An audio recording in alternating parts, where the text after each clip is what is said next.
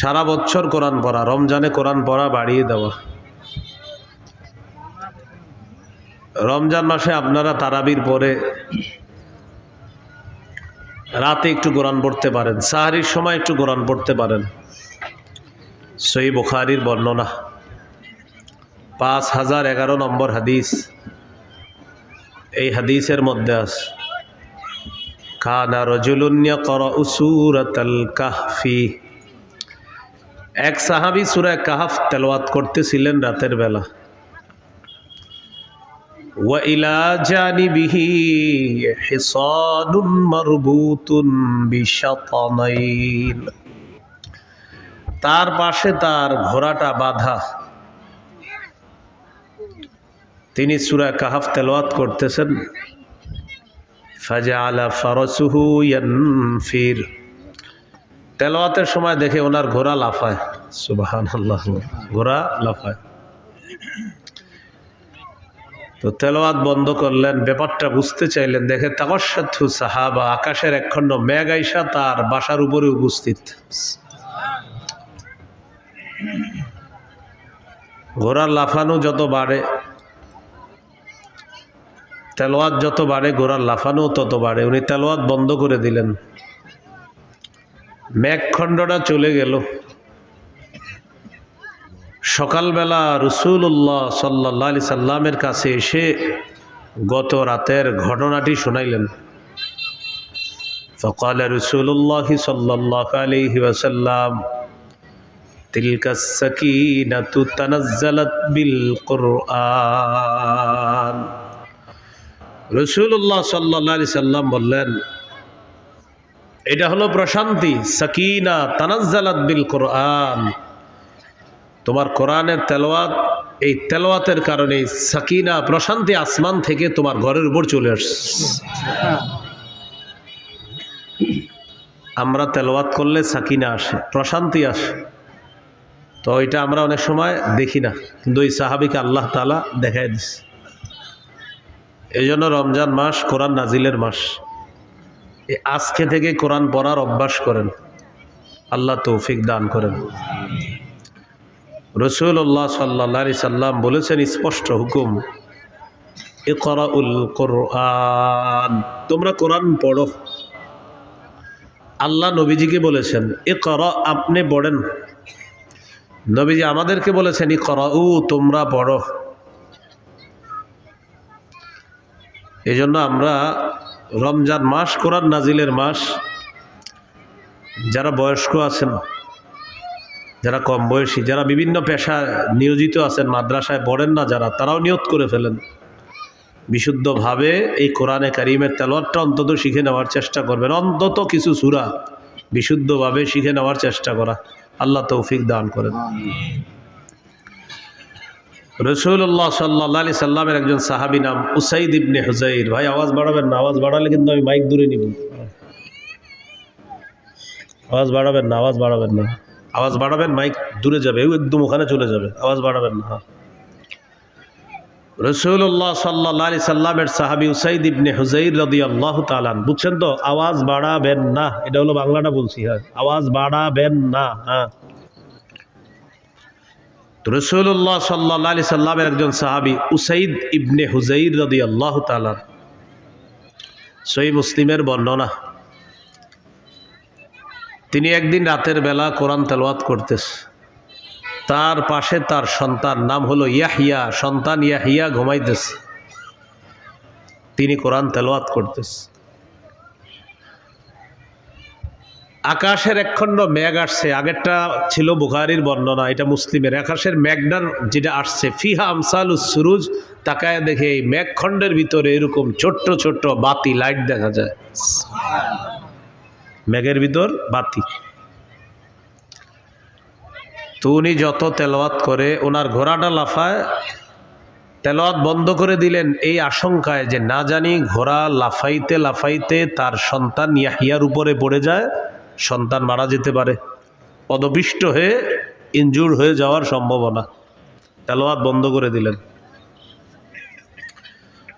সকালে রাসূলুল্লাহ সাল্লাল্লাহু আলাইহি সাল্লামের কাছে গেলেন, যাওয়ার পর বললেন, ইয়া রাসূলুল্লাহ সাল্লাল্লাহু আলাইহি ওয়াসাল্লাম, রাতের বেলা আমি কোরআন তেলাওয়াত করতেছিলাম, আকাশের একখণ্ড মেঘ বাসার কাছে আসছে, এটার ভিতরে ফিহা আমসালুস সুরুজ, ছোট্ট ছোট্ট বাতি দেখা যায়, ঘোড়াটা লাফায়। এই জন্য আমি তেলাওয়াত যত বাড়াই দেখি ঘোড়া তত লাফায়। নবীজি বললেন, ইকরা ইবনে হুজাইর, ও উসাইদ ইবনে হুজাইর, তুমি যদি আরো তেলাওয়াত করতা। সাহাবী বলেন, হুজুর আরো বললাম, ঘোড়া আরো লাফায়। নবীজি বললেন, ইকরা ইবনে হুজাইর, ও উসাইদ ইবনে হুজাইর, তুমি যদি আরো পড়তা। সাহাবী বলেন, হুজুর আরো পড়লাম, ঘোড়া আরো লাফায়। নবীজি বললেন, ও উসাইদ ইবনে হুজাইর, তুমি যদি আরো পড়তা। সাহাবী জবাব দিলেন, আমি পড়া বন্ধ করে দিলাম এই আশঙ্কায়, খাশিতু আন তাতা ইয়াহইয়া, আমি আশঙ্কা করলাম ওই ঘোড়াটা না জানি আমার সন্তান ইয়াহইয়ার উপরে পড়ে যায় আর পদপিষ্ট হয়ে আমার সন্তানের কোনো ক্ষতি হবে, এই আশঙ্কায় আমি পড়া বন্ধ করে দিলাম। পড়া বন্ধ করার পর দেখলাম ওই মেঘখণ্ডটা আরজা ফিল জাউই, শূন্যে বিলীন হয়ে গেছে, উপরে গিয়ে শূন্যে বিলীন হয়ে গেছে, এটা আমি আর দেখি না। নবীজি সাল্লাল্লাহু আলাইহি সাল্লাম বললেন, তিলকাল মালাইকাতু তাসতামিউ লাক, তুমি যে মেঘখণ্ডের ভিতর বাতি দেখলা, এগুলা ছিল আল্লাহর অসংখ্য অগণিত ফেরেশতা, যারা তোমার তেলাওয়াত শোনার জন্য তোমার বাড়ির উপর চলে আসছে। তো তোমার আমি বারবার পড়তে বললাম কেন? তুমি যদি পড়তা ফজর পর্যন্ত, তোমার বাড়ির সামনে দিয়ে যে সাহাবীরা ফজরের নামাজ পড়ার জন্য মসজিদে যাইতো, তারা স্বচক্ষে ফেরেশতাদেরকে দেখতে পাইতো। এই জন্য তোমারে বললাম, তুমি যদি আরো পড়তা। তো রমজান মাস কোরআন নাজিলের মাস। কোরআন শুধু রমজানে পড়বেন এমন না, কোরআন রমজানে বাড়ায়া দিবেন পড়া, আগে তো প্রতিদিন পড়বেন। 3টা অভ্যাস নিয়মিত পালন করার চেষ্টা করবেন একদম সারা জীবন। কয়টা বলেন? তেলাওয়াত, 5 ওয়াক্ত নামাজ, সাধ্য অনুযায়ী দান সৎকার। আপনার 2 টাকা সামর্থ্য আছে, সৎকার করবেন, 2 টাকাই করেন, নিয়মিত তেলাওয়াত, নিয়মিত 5 ওয়াক্ত নামাজ তো পড়তেই হবে, ছাড়ার কোনো সুযোগ নেই। 3 নাম্বার, সাধ্য অনুযায়ী দান সৎকার। এতে করে 2টা লাভ। 1 নাম্বার, আল্লাহ আপনাকে পরিপূর্ণ প্রতিদান দান করবেন। 2 নাম্বার, দুনিয়া আখেরাতে আপনার মর্যাদা আল্লাহ বাড়ায় দিবেন। সূরা ফাতিরে আল্লাহ বলেন, 22 পারা 16 পৃষ্ঠার শেষ আর 17 পৃষ্ঠার শুরুতে আল্লাহ বলেন, ইন্নাল্লাযীনা ইয়াতলুনা কিতাবাল্লাহ ওয়া আকামুস সালাতা ওয়া আনফাকু মিম্মা রাযাকনাহুম সিররাও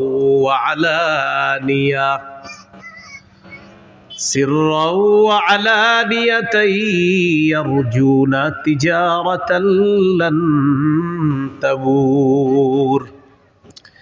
যারা কোরআন তেলাওয়াত করে, ওয়া আকামুস সালাহ, নিয়মিত 5 ওয়াক্ত নামাজ পড়ে, কয়টা হলো? 2টা। 3 নাম্বার, ওয়া আনফাকু মিম্মা রাযাকনাহুম সিররাও ওয়া আলানিয়া, যারা গোপনে প্রকাশ্যে আমার দেয়া রিজিক থেকে দান করে, সদকা করে। ইয়ারজুনা তিজারাতান লান তাবুর, তারা এমন একটা ব্যবসার আশা করে যে ব্যবসায় কোনো লস নাই, শুধু লাভ আর লাভ, যে ব্যবসা কখনো ধ্বংস হবে না, এই ব্যবসা লাভ আর লাভ। তো আল্লাহ বলেন কি লাভ? লিউয়াফিয়াহুম উজুরহুম, যাতে আল্লাহ তাদেরকে পরিপূর্ণ প্রতিদান দান করেন, এটা 1 নাম্বার। 2, ওয়ায়াজিদাহুম মিন ফাদলি, আর যেন আল্লাহ তাদের মর্যাদা, আপন অনুগ্রহে আল্লাহ তাআলা যেন তাদের মর্যাদা বাড়ায়। ইয়াজিদাহুম, যেন তাদেরকে আল্লাহ বাড়িয়ে দেয়, মিন ফাদলিহি, তার অনুগ্রহ। তো আল্লাহ তাআলা এই 3 গুণওয়ালা ব্যক্তিকে তার অনুগ্রহ, তার নেয়ামত, আল্লাহর দেওয়া মর্যাদা দুনিয়াতেও বাড়াবেন, আখেরাতেও বাড়াবেন। যারা তেলাওয়াত করবে, 5 ওয়াক্ত নামাজ পড়বে, আর আল্লাহর দেওয়া রিজিক থেকে কিছু আপনি যতটুকু পারেন সদকা করবেন নিয়মিত, তাহলে একটা হলো আল্লাহ পরিপূর্ণ প্রতিদান দিবেন। 2 নাম্বার, আল্লাহর অনুগ্রহ আল্লাহ আপনারে বাড়ায়া দিবে, সেটা দুনিয়াতেও দিবেন, আখেরাতেও দিবেন। তাহলে আবার আসি, রমজান মাস কোরআন নাজিলের মাস। প্রতিদিন তো কোরআন পড়বই কিছু, কিন্তু রমজানের তেলাওয়াতের মাত্রা আরো বাড়িয়ে দিব। আল্লাহ তৌফিক দান করেন। রমজান মাস দান করার মাস, মানে অন্যদিন দান করবেন না এমন না, অন্যদিনও করবেন, রমজানে দান বাড়ায়া দিবেন। সহিহ বুখারীর বর্ণনা 6 নম্বর হাদিস, কানা রাসূলুল্লাহ সাল্লাল্লাহু আলাইহি ওয়াসাল্লাম আজওয়াদান নাস ওয়া কানা আজওয়াদা মা ইয়াকুনু ফি রমাদান। এই পৃথিবীতে যত মানুষ আছে সমস্ত মানুষের মধ্যে রাসূলুল্লাহ সাল্লাল্লাহু আলাইহি সাল্লাম সবচেয়ে শ্রেষ্ঠ দানশীল ছিলেন। রমজান মাসে নবীর দান করার মাত্রা আরো বেড়ে যেত। তাহলে মানুষের মধ্যে সবচেয়ে বড় দানশীল ছিলেন নবীজি সাল্লাল্লাহু আলাইহি সাল্লাম, আর রমজানে দানের মাত্রাটা আরো বাড়িয়ে দিতেন। কি শিখলাম? রমজান ছাড়া দান করা, রমজানে দানের মাত্রা বাড়ায় দেওয়া। আল্লাহ তৌফিক দান করেন। তাহলে রমজান মাস দানের মাস। রমজান মাস জাহান্নাম থেকে মুক্তির মাস। তাই আত্মীয় স্বজনের জন্য ডেলি বলবেন, আল্লাহ আমার আত্মীয় স্বজন কোথায় আছে জানি না, যারা মারা গেছে, তবে এতটুকু বলতে চাই, আল্লাহ আমার আত্মীয় স্বজনের কোনো মুমিন যদি জাহান্নামী হয়ে থাকে, আল্লাহ আপনি জান্নাতি বানায়া দেন, জাহান্নাম থেকে আপনি মুক্তি দিয়ে দেন। ক্বালা রাসূলুল্লাহ সাল্লাল্লাহু আলাইহি ওয়াসাল্লাম ওয়ালিল্লাহি উতাকাউ মিনান নার ওয়া যালিকা ফি কুল্লি লাইলা। নবীজি বলেন, জাহান্নাম থেকে অসংখ্য অগণিত জাহান্নামীকে রমজানের প্রতি রাতে মুক্তি দেওয়া হয়। প্রতি রাতে অসংখ্য অগণিত জাহান্নামীকে মুক্তি দেওয়া হয়। তাহলে আমরা একটা দোয়া বাড়ায় দিব, বলেন ইনশাআল্লাহ। রমজান মাস গুনাহ থেকে সংযত হয়ে আগে বেড়ে যাওয়ার মাস, মানে গুনাহ থেকে বাঁচবেন, বেঁচে আগে বেড়ে যাবেন। নাসাইর বর্ণনা 2106, 2109 হাদিসগুলোতে আসছে নাসাইত। ক্বালা রাসূলুল্লাহ সাল্লাল্লাহু আলাইহি ওয়াসাল্লাম ইযা কানা আউয়ালু লাইলাতিন মিন রমাদান। রাসূলুল্লাহ সাল্লাল্লাহু আলাইহি সাল্লাম বলেন, রমজানের প্রথম রাত যখন শুরু হয়, ওই রাত থেকে একজন ঘোষণাকারী ঘোষণা দিয়ে বলে, ইয়া বাগিয়াল খাইরি আকবিল ওয়া ইয়া বাগিয়াশ শাররি আকসির। হে কল্যাণ অন্বেষণকারী, তুমি আগে বেড়ে যাও, হে অকল্যাণ অন্বেষণকারী, তুমি সংযত হও। রমজানের প্রতি রাতে একজন ডাক দিয়ে বলে, হে কল্যাণ অন্বেষণকারী, তুমি আরো আগে বেড়ে যাও, ও অকল্যাণ অন্বেষণকারী, থামো, আর কত গুনাহ করবা, থামো। প্রতি রাতে একজন বলে, ও গুনাহকারী, যে গুনাহ করো প্রতিদিন, তুমি খালি অকল্যাণ তালাশ করো, আরে হয়েছে তো, থামো না এবার। প্রতি রাতে একজন বলতে থাকে। আর যারা কল্যাণের প্রত্যাশী, তাদেরকে প্রতি রাতে একজন ডেকে বলতে থাকে, ও কল্যাণের অন্বেষণকারী, যাও, আরো আগে বেড়ে যাও, তুমি আরো আগে বেড়ে যাও। তাহলে কি শিখলাম? রমজান মাস সংযত হওয়ার মাস, আগে বেড়ে যাওয়ার মাস। আমরা ইবাদতের মাধ্যমে আমরা যেন আগে বেড়ে যেতে পারি, আল্লাহ তৌফিক দান করেন। রমজান মাস নেকির কাজ আগের মাসে যা করছেন এই মাসে করলে এই নেকিটা আল্লাহ আরো বাড়ায় দিবে। সওয়াব বহু গুণে বৃদ্ধি করার মাস হলো রমজান মাস। এক আনসারী নারীকে রাসূল সাল্লাল্লাহু আলাইহি সাল্লাম বললেন, ক্বালা রাসূলুল্লাহ সাল্লাল্লাহু আলাইহি ওয়াসাল্লাম লিইমরাআতিন মিনাল আনসার।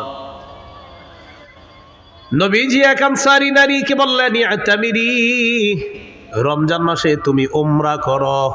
রমজানে কি করো তুমি? উমরা করো। ফাইন্না উমরাতান ফীহি তা'দিলু হাজ্জাতান। রমজান মাসে উমরা করা হজের সমতুল্য হয়ে যায়। দেখছেন নি? রমজানে উমরা করবেন, হজের সমতুল্য। এই জন্য আপনারা যারা উমরার নিয়ত আছে অনেকের, মাশাআল্লাহ, আপনি পারলে একটু রমজানে উমরা করেন।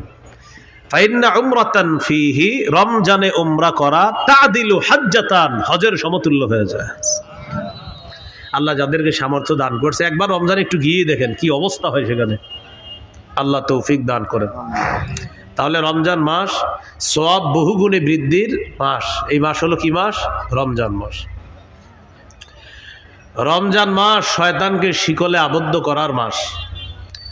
قال رسول الله صلى الله عليه وسلم إذا كان أول ليلة من شهر رمضان صفدت الشياطين وفي رواية سلسلة الشياطين ومردة الجن। রমজানের প্রথম রাত যখন শুরু হয়, অবাধ্য জিনগুলাকে শিকলে আবদ্ধ করা হয়, শয়তানকে শিকলে বন্দী করা হয়। তাহলে রমজানে আমরা দুষ্টামি করি কেন? রমজান মাসে শয়তান তো শিকলে আবদ্ধ, রমজানে এরপরে গুনাহ করে না অনেকে? এটা কেন করে বলেন? অভ্যাসগত গুনাহ। কি গুনাহ? রমজানে যারা গুনাহ করে এটা অভ্যাসগত গুনাহ করে। প্রতিদিন রাত 7টা বাজে সে রিমোট দিয়ে টেলিভিশন ছাড়ে। রমজানে আপনার ইফতারির পরে কি করছে? 7টা বাজে বাস রিমোটটা হাতে নিয়ে ছেড়ে দিছিল। স্ত্রী বলে, রমজান মাস আপনারা জানেন না? ও ইন্নালিল্লাহ ইন্নালিল্লাহ, মানে ওনার মনে নেই, আসলে উনি যে রমজান এটা মনে নেই। আজকে রিমোটটা নিছে রমজানে, কি কারণে? অভ্যাস। ওই যে প্রতিদিন টেলিভিশন ছাড়ে, রমজানেও ছাড়ছে, অভ্যাসগত গুনাহ। এখান থেকে কি বোঝা যায়? আপনি আজকে থেকে গুনাহ ছেড়ে দেওয়ার অভ্যাস করেন, না হয় রমজানে গিয়ে অভ্যাস ছাড়তে পারবেন না। আল্লাহ তৌফিক দান করেন। আল্লাহ তাআলা পবিত্র কোরআনে বলেন, ওয়াযারু যাহিরাল ইসমি ওয়া বাতিনাহ, প্রকাশ্য গুনাহ গোপন গুনাহ ছেড়ে দাও। রমজানের প্রস্তুতির মধ্যে এটা একটা প্রস্তুতি, প্রকাশ্য গুনাহ গোপন গুনাহ ছেড়ে দাও। তাহলে আজকে থেকে প্রকাশ্য পাপ গোপন পাপ সবগুলা ছেড়ে দিব, বলেন ইনশাআল্লাহ। সূরা আনআমের 151 নম্বর আয়াতে আল্লাহ বলেন, ওয়ালা তাকরাবুল ফাওয়াহিশা মা যাহারা মিনহা ওয়া মা বাতান, প্রকাশ্য অশ্লীলতা গোপন অশ্লীলতার কাছেও যেও না। প্রকাশ্য অশ্লীলতা গোপন অশ্লীলতার কাছেও যেও না। আপনি মোবাইলে কিছু গুনাহ করেন, রাতে দরজা বন্ধ করে আড়ালে আবডালে, যা আপনার মা জানে না, আপনার বাবা জানে না, আল্লাহ দেখছে আপনাকে প্রতিটা মুহূর্তে। এই প্রকাশ্য পাপের কাছে যাওয়াটা এখনই ছেড়ে দেন। যেমন জিনা নামক পাপের মধ্যে অনেকে জড়িয়ে পড়ে মোবাইলের মাধ্যমে। কানের জিনা, চোখের জিনা, ভিডিও কলে কথা বলছেন, যার সাথে কথা বলা হারাম, চোখের জিনা হচ্ছে। যার সাথে কথা বলা হারাম তার সাথে কথা বলছেন, মুখের জিনা হচ্ছে। দেখে দেখে কথা বলছেন, চোখের জিনা। কানে শুনছেন তো কানের জিনা। মোবাইলে কোনো SMS লেখছেন খারাপ তাকে, এটা হাতের জিনা হচ্ছে। তার সাথে সাক্ষাৎ করবেন, পা দিয়ে হেঁটে হেঁটে রওনা করলেন, পায়ের জিনা হচ্ছে। অন্তরে কল্পনা করছেন সে দেখতে এমন এমন, অন্তরের জিনা হচ্ছে। সহিহ বুখারী 6612 নম্বর হাদিস। রাসূলুল্লাহ সাল্লাল্লাহু আলাইহি সাল্লাম বলেন, ইন্নাল্লাহা কাতাবা আলা ইবনি আদম হাজ্জাহু মিনাজ জিনা আদরাকা যালিকা লা মাহালা। আল্লাহ তাআলা আদম সন্তানকে জিনার পরীক্ষা দ্বারা পরীক্ষা করেন, এই পরীক্ষায় সবাই পড়বে। ফাজিনাল আইনি আন নাজরু, চোখের জিনা হলো দেখা। এবার আমার সাথে একটু বলেন, বলেন যাকে সরাসরি দেখা হারাম, চোখের জিনা, তাকে মোবাইলে দেখাও চোখের জিনা হারাম। যুবক ভাইয়েরা একটু আওয়াজ দিয়ে বললেন, যাকে সরাসরি দেখা হারাম তাকে মোবাইলে দেখা, যাকে সরাসরি দেখলে চোখের জিনা হয় তাকে মোবাইলে দেখলেও জিনা। ফাজিনাল আইনি আন নাজরু, চোখের জিনা হলো দেখা। ওয়া জিনাল লিসান আল মানতিক, জিহ্বার জিনা হলো কথা বলা। ওয়ান নাফসু তামান্না ওয়া তাশতাহি, অন্তরের জিনা হলো কল্পনা করা। আপনি কল্পনা করছেন মনে মনে, অন্তরের জিনা। সত্যি করে বলেন, এই জিনায় মানুষ কি পরিমাণ প্রতিদিন প্রতিনিয়ত জড়িয়ে পড়ছে। আর কত বলেন, কবে আপনি গুনাহ ছাড়বেন? আর কত নেয়ামত আল্লাহর ভোগ করার পর আপনার উপলব্ধিতে আসবে যে আমি আল্লাহরটা খাইতেছি, আল্লাহরটা ভোগ করতেছি, সে আল্লাহ নাফরমানি আমি করতেছি। কিন্তু কবে আপনার বুঝ আসবে যে না, আমার নাফরমানি করা উচিত না? আল্লাহ বলতেছেন গুনাহ ছেড়ে দাও, প্রকাশ্য গুনাহ গোপন গুনাহ। আল্লাহ বলতেছেন পাপের কাছে যাও না, অশ্লীলতার কাছে যেও না। সূরা বনী ইসরাঈল 31 নম্বর আয়াতে বললেন, ওয়ালা তাকরাবুজ জিনা, বান্দা জিনার কাছেও যাও না। বলেন নাই জিনা কইরো না, বলছে জিনার কাছেও যাও না। এই আয়াতের ব্যাখ্যায় মুফাসসিরিন কেরাম বলেন, মা ইউকাররিবু ইলা জিনা, যা জিনা পর্যন্ত বান্দাকে পৌঁছে দেয়, এটার কাছে যাওয়া যাবে না। বান্দাকে যে জিনিস জিনা পর্যন্ত পৌঁছে দেয় এটার কাছে বান্দা যাওয়া যাবে না। এই জন্য ভাইয়ারা, স্মার্টফোন ব্যবহার করলে যার বেশিরভাগ অংশ আপনার গুনাহ হয়, তা আপনি না করাই উত্তম। যদি স্মার্টফোন ব্যবহার এমন হয় বিষয়টা যে আপনি 90% গুনাহ শুধু এটা দিয়ে করতেছেন আর 10% আপনি ভালো কাজ করেন, সেক্ষেত্রে আপনারাই বলেন কি হুজুর 90 ভাগ গুনাহ করে এটা দিয়ে, যদি এমনটা হয় তো আপনি স্মার্টফোন কিভাবে ব্যবহার করেন বলেন? কারণ আপনি তো 90 ভাগ গুনাহ এটা দিয়ে করতেছেন। কোনো আলেম আপনাকে ডাইরেক্ট এটা বলবে না যে তুমি ব্যবহার করবে না, কিন্তু আলেম বলবে তোমার যদি এটা দিয়ে সারাক্ষণ গুনাহ হয় তাহলে তো তুমি এটা ব্যবহার করবে না। তো 90 ভাগ গুনাহ যেটা দিয়ে করতেছেন আপনি, না আপনি এটা ব্যবহার করতে পারছেন না, আপনি আপনার অফিসিয়াল কাজগুলা করেন, করে এটা রেখে দেন, কেউ আপনাকে না করবে না, কিন্তু আপনি এটা দিয়া পুরা দুনিয়ার সব গুনাহ আপনি পকেটের মধ্যে নিয়ে ঘুরতেছেন, তখন ওলামায়ে কেরাম আপনাকে বলবে না তুমি এটা ব্যবহার করবে না। কারণ সত্যি করে বলেন, স্মার্টফোন দিয়ে কি গুনাহ হয় মানুষের? যদি বেশিরভাগ গুনাহ হয়, আপনার গুনার অংশ হয়, সেক্ষেত্রে মুফতিয়ানে কেরাম আপনাকে বলবে তুমি এটা চালাও না। তো আমি বলছিলাম গুনাহ ছাড়ার অভ্যাস করেন। রমজান মাস অভ্যাসগত গুনাহটা যেন রমজানে আমাদের না হয়। সামনে রমজানটাকে চ্যালেঞ্জ হিসাবে নেন, ইনশাআল্লাহ এবার আমি গুনাহ মুক্তভাবে রমজানকে স্বাগত জানাবো, আর রমজানেও আমি পরিপূর্ণ সগীরা কবিরা গুনাহ থেকে যথাসাধ্য চেষ্টা করব গুনাহ থেকে বেঁচে থাকার জন্য, ইনশাআল্লাহ। আল্লাহ তৌফিক দান করেন। তাহলে শয়তান কোথায় বন্দী থাকে রমজানে? শিকলে। গুনাহ করি কেন? অভ্যাসগত গুনাহ। তাই কি করতে হবে? গুনাহ ছেড়ে দিতে হবে।